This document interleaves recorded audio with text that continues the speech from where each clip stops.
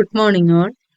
ഇന്ന് നമ്മൾ പഠിക്കാൻ പോകുന്നത് 8th സ്റ്റാൻഡേർഡ് ഹിസ്റ്ററിയുടെ ചാപ്റ്റർ 11 ആയ ഇന്ത്യയും സാമ്പത്തിക ആസൂത്രണവും എന്ന് പറയുന്ന ചാപ്റ്ററിന്റെ ബാക്കി ഭാഗമാണ്. നമ്മൾ കഴിഞ്ഞ ക്ലാസ്സിൽ പറയുകയുണ്ടായി, ആസൂത്രണത്തെ കുറിച്ചാണ് നമ്മൾ കഴിഞ്ഞ ക്ലാസ്സിൽ പറഞ്ഞത്.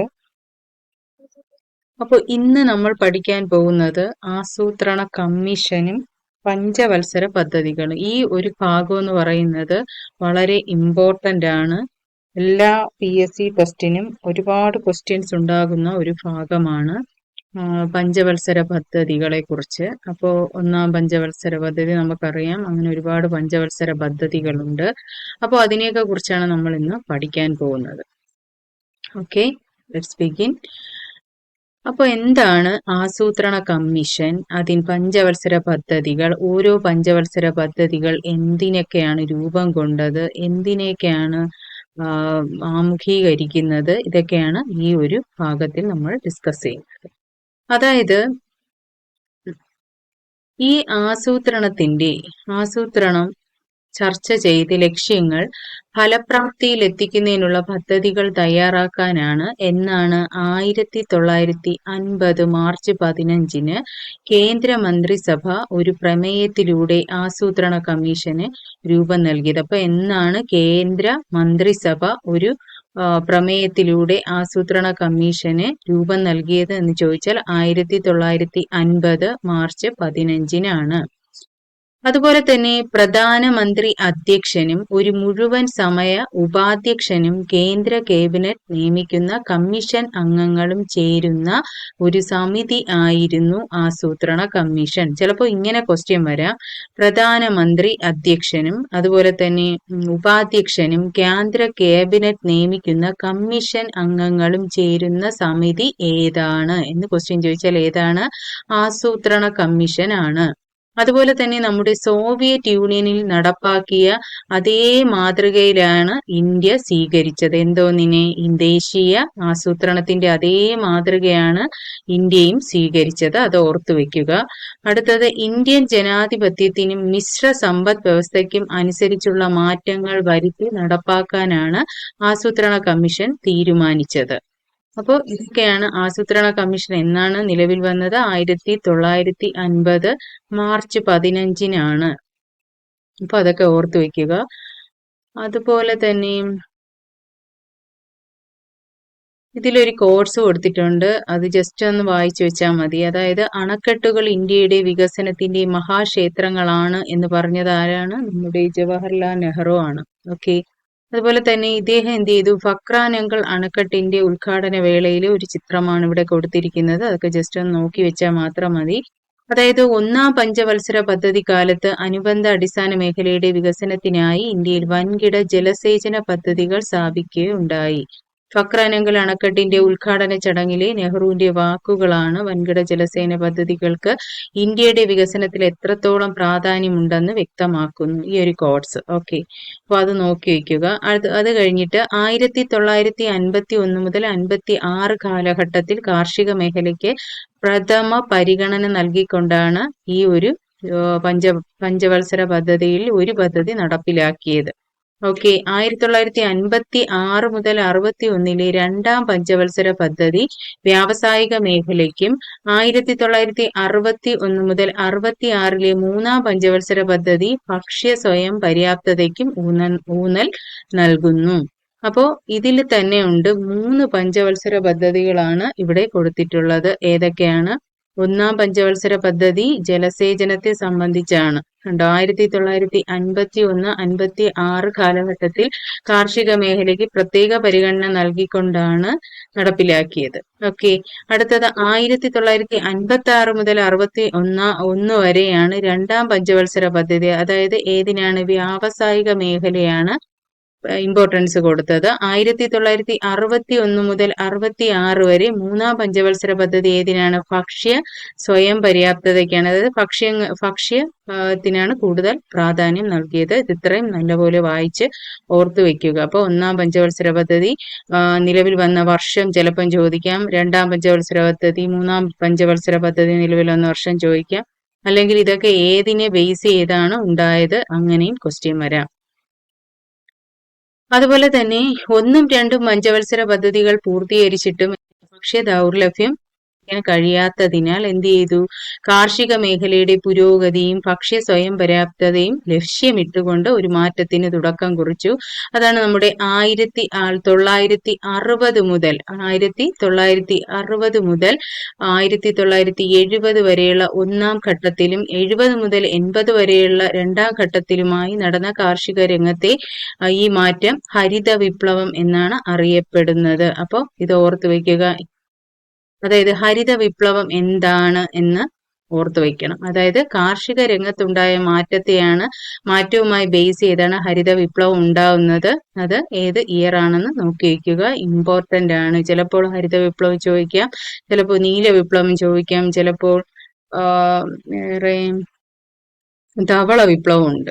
അപ്പൊ ഇതിൽ മൂന്നെണ്ണത്തിൽ ഏതെങ്കിലും ഒന്ന് എപ്പോഴും എക്സാമിന് ഉണ്ടാവും. ഓക്കെ. അപ്പോൾ അതുപോലെ തന്നെ അത്യുൽപാദന ശേഷിയുള്ള വിത്തിനങ്ങൾ, ജലസേന സൗകര്യങ്ങൾ, രാസവളം, കീടനാശിനികൾ, കുറഞ്ഞ പലിശയിൽ സാമ്പത്തിക സഹായം എന്നിവ ഉപയോഗപ്പെടുത്തി കാർഷിക ഉൽപാദനത്തിൽ വരുത്തിയ ഗണ്യമായ പുരോഗതിയാണ് ഹരിത വിപ്ലവം എന്ന് മനസ്സിലാക്കുക. അപ്പൊ ജസ്റ്റ് ഒന്ന് ഓർത്ത് വെച്ചാൽ മതി, ഭക്ഷ്യ സാധനങ്ങളുമായി ബേസ് ചെയ്താണ് എന്തുണ്ടായത്? നമ്മുടെ ഹരിത വിപ്ലവം ഉണ്ടായത്. അതുപോലെ തന്നെ എന്താണ് അടുത്ത് നമുക്ക് നോക്കാം. ധവള വിപ്ലവം എന്ന് പറയുന്നത് എന്താണ്? അതായത് ഹരിത വിപ്ലവം പോലെ തന്നെ പാലുൽപ്പന്നങ്ങളുടെ വർധനവ്, അതായത് പാലുൽപ്പന്നങ്ങളുടെ വർധനവ് ലക്ഷ്യമിട്ട് നടപ്പാക്കിയ ഒരു പദ്ധതിയാണ് ഏത്? ധവള വിപ്ലവം എന്ന് പറയുന്നത്. അടുത്തത് നമ്മൾ പഠിക്കുന്നത് നീല വിപ്ലവം എന്താണ്? ഇന്ത്യയിൽ വൻ വിജയം നേടിയതായിരുന്നു ധവള വിപ്ലവം. അത് കഴിഞ്ഞ് ഏതാണ്? മത്സ്യോൽപാദന മേഖലയുടെ പുരോഗതി ലക്ഷ്യമാക്കിക്കൊണ്ട് നിലവിൽ വന്നതാണ് ഏത്? ഉൽപാദന മേഖലയുടെ പുരോഗതി ലക്ഷ്യമാക്കിക്കൊണ്ട് വന്നതാണ് നീല വിപ്ലവം. ഇത് ഇത്രയും നല്ല പോലെ ഓർത്തു വയ്ക്കുക. എന്താണ് ധവള വിപ്ലവം? എന്താണ് ഹരിത വിപ്ലവം? എന്താണ് നീല വിപ്ലവം? അതുപോലെ തന്നെ next we will discuss about ആസൂത്രണ കമ്മീഷൻ ഇന്ത്യയിൽ നടപ്പിലാക്കിയ പദ്ധതികൾ. അതായത് നമ്മൾ പറഞ്ഞില്ലേ പഞ്ചവത്സര പദ്ധതി എന്ന് പറഞ്ഞില്ലേ, അവയുടെ കാലയളവും അതിന്റെ പ്രധാന ലക്ഷ്യങ്ങളുമാണ് ഇവിടെ അടുത്ത് നമ്മൾ പഠിക്കാൻ പോകുന്നത്. ഇത് വളരെ ഇമ്പോർട്ടന്റ് ആണ്, നല്ല പോലെ നോക്കി വെക്കുക. ഇതിൽ ഏതെങ്കിലും ഒന്ന് എല്ലാ പ്രാവശ്യവും കാണും. അതായത് പദ്ധതി എന്ന് പറയുമ്പോൾ ഒന്നാം പഞ്ചവത്സര പദ്ധതി എന്തിനെ ബേസ് ചെയ്തതാണെന്ന് നമ്മൾ പഠിച്ചു. കാർഷിക മേഖലയുടെ സമഗ്ര വികസനമാണ്. 51 മുതൽ 56 വരെ ഇയറും പഠിച്ചു വെക്കുക. രണ്ടാം പഞ്ചവത്സര പദ്ധതി 1956 മുതൽ 61 വരെ വ്യാവസായിക വികസനമാണ്. മൂന്നാം പഞ്ചവത്സര പദ്ധതി എന്ന് പറയുന്നത് 1961 മുതൽ 66 വരെ ഭക്ഷ്യ സ്വയം പര്യാപ്തതയെ കുറിച്ച് പഠിക്കുന്നതാണ്. അതാണ് മൂന്നാം പഞ്ചവത്സര പദ്ധതി. നാലാം പഞ്ചവത്സര പദ്ധതിയിൽ എന്താണ്? സ്ഥിരതയോടുകൂടിയ വളർച്ച, സ്വാശ്രയത്വം, ഇതാണ് ഉദ്ദേശിക്കുന്നത്. അടുത്തത് അഞ്ചാം പഞ്ചവത്സര പദ്ധതി എന്ന് പറയുന്നത് ദാരിദ്ര്യ നിർമ്മാർജ്ജനം. ഇതിന്റെ ഇയർ 1974-79. ആറാം പഞ്ചവത്സര പദ്ധതി കാർഷിക വ്യാവസായിക മേഖലകളുടെ അടിസ്ഥാന സൗകര്യങ്ങൾ മെച്ചപ്പെടുത്തലാണ്. ഇതിന്റെ ഇയർ എന്നാണ്? 1980-1985 ആണ്. ഏഴാം പഞ്ചവത്സര പദ്ധതി എന്ന് പറയുമ്പോൾ എന്താണ്? ആധുനികവൽക്കരണം, തൊഴിലവസരങ്ങൾ. ഇത് മിക്കവാറും ചോദിച്ചു കണ്ടിട്ടുണ്ട്. ആധുനികവൽക്കരണം അല്ലെങ്കിൽ തൊഴിലവസരങ്ങളുടെ വർധനവിനെ ബേസ് ചെയ്തുണ്ടായ പദ്ധതി ഏതാണ്? ഏഴാം പഞ്ചവത്സര പദ്ധതിയാണ്. അത് 1985-1990. ഓക്കെ. അപ്പോൾ ഇത് നല്ല പോലെ പഠിച്ചു വെക്കുക, ഇത് ഇമ്പോർട്ടന്റ് ആണ്. പിന്നെ അതുപോലെ തന്നെ എട്ടാം പഞ്ചവത്സര പദ്ധതി, അത് മാനവശേഷി വികസനവുമായി ബന്ധപ്പെട്ടുണ്ടായതാണ്. എട്ടാം പഞ്ചവത്സര പദ്ധതി 1992 മുതൽ 1997 ആണ്. അടുത്തത് ഒൻപതാം പഞ്ചവത്സര പദ്ധതി ഗ്രാമീണ വികസനവും വികേന്ദ്രീകൃത ആസൂത്രണവുമാണ്. 1997 തൊട്ട് 2002 വരെയാണ്. അത് കഴിഞ്ഞിട്ട് പത്താം പഞ്ചവത്സര പദ്ധതി മൂലധന നിക്ഷേപം വർദ്ധിപ്പിക്കുക എന്നത് ഉദ്ദേശിച്ചാണ്. 2002 മുതൽ 2001 വരെയാണ്. 11ാം പഞ്ചവത്സര പദ്ധതി എന്ന് പറയുമ്പോൾ മുഴുവൻ ജനവിഭാഗങ്ങളുടെയും വികസനമാണ് ഇവിടെ ഉദ്ദേശം. അത് 2007 മുതൽ 2012 വരെയാണ്. ഓക്കെ. അത് കഴിഞ്ഞിട്ട് 12ാം പഞ്ചവത്സര പദ്ധതി എന്ന് പറയുമ്പോൾ 2012 മുതൽ 2017 വരെയാണ്. സുസ്ഥിര വികസനമാണ് ബേസ് ചെയ്ത് ഈ ഒരു പദ്ധതി ഉണ്ടായത്. അപ്പോൾ ഇതൊക്കെയാണ് പദ്ധതികൾ. 12ാം പഞ്ചവത്സര പദ്ധതി വരെ നല്ല തറവാക്കി പഠിച്ചു വെക്കുക, വളരെ ഇമ്പോർട്ടന്റ് ആണ്. അത് കഴിഞ്ഞിട്ട് എന്താണ് വികേന്ദ്രീകൃത ആസൂത്രണം എന്ന് നമുക്ക് നോക്കാം. അതായത് വികേന്ദ്രീകൃത ആസൂത്രണം എന്ന് പറയുന്നത് പഞ്ചായത്ത് രാജ് ആക്ട് പാർലമെന്റ് പാസാക്കുകയും അതുപോലെ തന്നെ ത്രിതല പഞ്ചായത്ത് നിലവിൽ വന്നതും അതുപോലെ തന്നെ പ്രാദേശിക വികസന ഗ്രാമസഭകളിലൂടെ എത്തിച്ചതും അതുപോലെ തന്നെ ഭരണഘടന ഭേദഗതി കൊണ്ടുവന്നതൊക്കെ ഈ വികേന്ദ്രീകൃത ആസൂത്രണത്തിലൂടെ ആണ് എന്ന് നിങ്ങൾ മനസ്സിലാക്കുക. അതുപോലെ തന്നെ 1992 പാർലമെന്റ് പാസാക്കുകയും 93 എന്ത് ചെയ്തു, നിലവിൽ വരികയും ചെയ്ത 73, 74 ഭരണഘടനാ ഭേദഗതി നിയമങ്ങൾ പഞ്ചായത്തി രാജ് അതുപോലെ തന്നെ നഗരപാലിക സംവിധാനങ്ങൾ നിലവിൽ വരുന്നതിന് ഇടയാക്കി. അപ്പോൾ 73, 74 ഭരണഘടനാ ഭേദഗതി നിയമങ്ങൾ എന്തിനെ ബേസ് ചെയ്തിരിക്കുന്നു? പഞ്ചായത്തി രാജ് അതുപോലെ തന്നെ നഗരപാലിക സംവിധാനങ്ങളൊക്കെ നിലവിൽ വന്നത് 73, 74 ഭരണഘടന ഭേദഗതിയിലൂടെയാണ് എന്ന് ഓർത്തുവെക്കുക. അതുപോലെ തന്നെ പഞ്ചായത്ത്, ഗ്രാമപഞ്ചായത്ത്, ബ്ലോക്ക് പഞ്ചായത്ത്, ജില്ലാ പഞ്ചായത്ത്, ഇങ്ങനെ ഒരുപാട് പഞ്ചായത്ത് ഉണ്ടെന്ന് നമുക്കറിയാം. അപ്പോൾ അങ്ങനെ 3 തലങ്ങളാക്കിയാണ് പഞ്ചായത്തിനെ തിരിച്ചിട്ടുണ്ട്. അതുപോലെ തന്നെ 9ാം പഞ്ചവത്സര പദ്ധതി കാലത്ത് നിലവിൽ വന്നതാണ് ഏത്? വികേന്ദ്രീകൃത ആസൂത്രണം എന്ന് പറയുന്നത്. എന്താണ് വികേന്ദ്രീകൃത ആസൂത്രണം എന്ന് ചോദിച്ചാൽ എന്താണ്? അധികാരവും സാമ്പത്തിക വിഭവങ്ങളും പ്രാദേശിക വികസനത്തിന് വിനിയോഗിക്കാൻ ത്രിതല പഞ്ചായത്തുകൾക്കും നഗരസഭകൾക്കും സാധിച്ചു. ഇതാണ് വികേന്ദ്രീകൃത ആസൂത്രണത്തിന് ഉള്ള കാരണം എന്ന് നമുക്ക് പറയാം. ഇതിൽ മുഖ്യമായ പങ്ക് ഏറ്റവും കൂടുതൽ ഉള്ളത്, വികേന്ദ്രീകൃത ആസൂത്രണത്തിന് മുഖ്യമായ പങ്കുള്ളത് ഗ്രാമസഭകൾക്കാണ് മുഖ്യമായ പങ്കുള്ളത്. അത് ഓർത്തു വെക്കുക. അതുപോലെ തന്നെ പ്രാദേശിക വികസനം സാധ്യമാക്കാൻ ഏറ്റവും ഇമ്പോർട്ടന്റ് ആയിട്ടുള്ളത് എന്താണ്? ത്രിതല പഞ്ചായത്ത് സംവിധാനമാണ് പ്രാദേശിക വികസനം സാധ്യമാക്കുന്നതിൽ ഏറ്റവും പ്രാധാന്യമുള്ളത്. അപ്പോൾ അതിൽ ഏതൊക്കെയുണ്ട്? പഞ്ചായത്ത് ത്രിതലം എന്ന് പറയുമ്പോൾ തന്നെ നമുക്കറിയാം 3 എണ്ണം ഉണ്ട്. ഏതൊക്കെയാണ്? ഗ്രാമപഞ്ചായത്ത്, ബ്ലോക്ക് പഞ്ചായത്ത്, ജില്ലാ പഞ്ചായത്ത്. ഇതിൽ ഗ്രാമപഞ്ചായത്തിന്റെ എന്താണ് കടമകളൊക്കെ ഇവിടെ കൊടുത്തിട്ടുണ്ട്. എന്താണെന്ന് വായിച്ചു വെക്കുക. ബ്ലോക്ക് പഞ്ചായത്തിന്റെ എന്താണ്? ഗ്രാമപഞ്ചായത്തിന്റെ പദ്ധതികൾ വിലയിരുത്തി മുൻഗണനാ ക്രമത്തിൽ ജില്ലാ തലത്തിലേക്ക് സമർപ്പിക്കുന്നു. അതാണ് ബ്ലോക്ക് പഞ്ചായത്തിന്റെ ചുമതല. ഇവിടെ ഗ്രാമപഞ്ചായത്തിലാണെങ്കിൽ എന്താണ്? ആവശ്യങ്ങൾ ക്രോഡീകരിച്ച് പദ്ധതികളായി സമർപ്പിക്കുന്നു. അതുപോലെ തന്നെ ഇത് പ്രാദേശിക വികസന ആവശ്യങ്ങൾ വാർഡ് തല ഗ്രാമസഭകൾ ചർച്ച ചെയ്യുന്നു. അത് കഴിഞ്ഞിട്ട് ജില്ലാ പഞ്ചായത്ത് എന്ന് പറയുമ്പോൾ ബ്ലോക്ക് പഞ്ചായത്ത് പരിശോധിച്ച പദ്ധതികൾക്ക് ജില്ലാതല പ്ലാനിംഗ് കമ്മിറ്റി അംഗീകാരം നൽകുന്നു. സംസ്ഥാന ആസൂത്രണ ബോർഡിന് ഇവ കൈമാറുകയും ചെയ്യുന്നു. അത് കഴിഞ്ഞിട്ട് പിന്നെ അടുത്തപ്പോൾ നമ്മൾ അത് അത്രയും പഠിച്ചു. അത് കഴിഞ്ഞിട്ട് വരുന്നതാണ് നമ്മുടെ പുതിയ ചുവടുവയ്പ് എന്താണെന്ന് നോക്കാം. അതായത് കേന്ദ്ര ഗവൺമെന്റ് ആസൂത്രണ കമ്മീഷന്റെ പ്രവർത്തനം എന്ത് ചെയ്തു? അവസാനിപ്പിച്ചു. കേന്ദ്ര ഗവൺമെന്റ് ആസൂത്രണ കമ്മീഷൻ അവസാനിപ്പിക്കുകയും പിന്നെ വന്നതാണ് ഏത്? നീതി ആയോഗ് എന്ന് പറയുന്ന ഒരു സംവിധാനം നിലവിൽ വന്നു. ഇതാണ് നീതി ആയോഗ് എന്ന് പറയുന്ന സംവിധാനം നിലവിൽ വന്നു. അത് 2015 ജനുവരി 1 നിലവിൽ വന്നതാണ് ഏത്? നീതി ആയോഗ്. ചിലപ്പോൾ ഇത് ക്വസ്റ്റ്യൻ ചോദിക്കാം. എന്നാണ് നീതി ആയോഗ് നിലവിൽ വന്നത്? അല്ലെങ്കിൽ national institution of transforming India NITA നിലവിൽ വന്ന വർഷം എന്നാണ്? 2015 ജനുവരി 1 നീതി ആയോഗ് നിലവിൽ വന്നത്.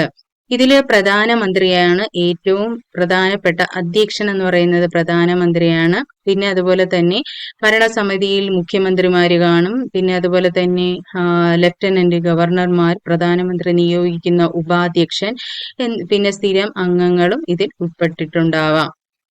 ഓക്കെ. അതുപോലെ തന്നെ 2 പാർട്ട് ടൈം അംഗങ്ങളും 4 അനൌദ്യോഗിക അംഗങ്ങളും ചീഫ് എക്സിക്യൂട്ടീവ് ഓഫീസറും ഇതിൽ ഉൾപ്പെടും.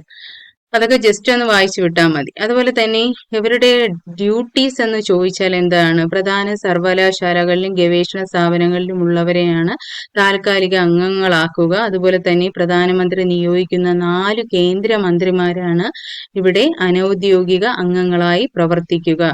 പിന്നെ അതുപോലെ തന്നെ ചീഫ് എക്സിക്യൂട്ടീവ് ഓഫീസറെയൊക്കെ ആരാണ് നിയമിക്കുന്നത്? നമ്മുടെ പ്രധാനമന്ത്രിയാണ്. അതിൻ്റെ ഒന്നും ആവശ്യമില്ല. ജസ്റ്റ് ഈ നീതി ആയോഗ് എന്താണ്, അതിന്റെ അധ്യക്ഷൻ ആരാണ്, ഇത് നിലവിൽ വന്ന വർഷം എന്നാണ്. ഇത് ഇത്രയും നിങ്ങൾ നല്ലപോലെ വായിച്ചു വെക്കുക. ഓക്കെ. അപ്പോൾ ഇവിടെ നീതി ആയോഗിന്റെ ലക്ഷ്യങ്ങളൊക്കെ കൊടുത്തിട്ടുണ്ട്. അതായത് വ്യവസായ സേവന മേഖലകളിൽ സർക്കാർ പങ്കാളിത്തം കുറയ്ക്കുക. അതുപോലെ തന്നെ മിശ്ര കാർഷിക ഉൽപാദനത്തിലൂടെ എന്ത് ചെയ്യുക? കാർഷിക മേഖലയെ പുരോഗതിയിലേക്ക് നയിക്കുക. അതുപോലെ തന്നെ മധ്യവർഗത്തെ സുസ്ഥിര സാമ്പത്തിക വളർച്ച നേടാൻ പ്രയോജനപ്പെടുത്തുക. അതുപോലെ തന്നെ പ്രവാസി ഇന്ത്യക്കാരുടെ സേവന സാമ്പത്തിക സാങ്കേതിക വളർച്ചയ്ക്ക് ഉപയുക്തമാക്കുക. പിന്നെ ആധുനിക സാങ്കേതിക വിദ്യയുടെ സഹായത്തോടെ നഗരങ്ങളെ സുരക്ഷിത ആവാസ കേന്ദ്രങ്ങളാക്കി മാറ്റുക. ആഗോള മാറ്റങ്ങളുടെയും വിപണി ശക്തികളുടെയും ഇടപെടലുകൾ നേരിടാൻ രാജ്യത്തെ പ്രാപ്തമാക്കുക. ഇതൊക്കെയാണ് ഏതിന്റെ നീതി ആയോഗിന്റെ ലക്ഷ്യങ്ങൾ എന്ന് പറയുന്നത്. അപ്പോൾ ഇതൊക്കെയാണ് ഈ ചാപ്റ്ററിന്റെ ലാസ്റ്റ് ഭാഗം എന്ന് പറയുന്നത്. അപ്പൊ എന്തൊക്കെ നമ്മൾ പഠിച്ചു? നീതി ആയോഗ് എന്താണെന്ന് പഠിച്ചു, അതെന്നാണ് നിലവിൽ വന്നതെന്ന് പഠിച്ചു, 12ാം പഞ്ചവത്സര പദ്ധതി വരെ പഠിച്ചു. പിന്നെ എന്താണ് പഠിച്ചത്? ആസൂത്രണ കമ്മീഷൻ എന്നാണ് നിലവിൽ വന്നതെന്ന് പഠിച്ചു. ആസൂത്രണ കമ്മീഷനും പഞ്ചവത്സര പദ്ധതികളും പഠിച്ചു. അപ്പോൾ പഞ്ചവത്സര പദ്ധതികൾ വളരെ ഇമ്പോർട്ടന്റ് ആണ്, നല്ല പോലെ വായിച്ചു വെക്കുക. ഇതിൽ നിന്ന് ആ ഒരു ഭാഗത്ത് നിന്നായിരിക്കും മിക്കവാറും ക്വസ്റ്റ്യൻ ചോദിക്കുക. പിന്നെ അതുപോലെ തന്നെ നീതി ആയോഗ് എന്തെന്ന് ഓർത്തു വെക്കുക. അപ്പോൾ ഇന്നത്തെ ക്ലാസ് നമ്മൾ വൈൻഡ് അപ്പ് ചെയ്യുകയാണ്. നാളെ വീണ്ടും കാണാം. Don't forget to watch my channel. If you like my channel, please like, share and subscribe. Okay, thank you.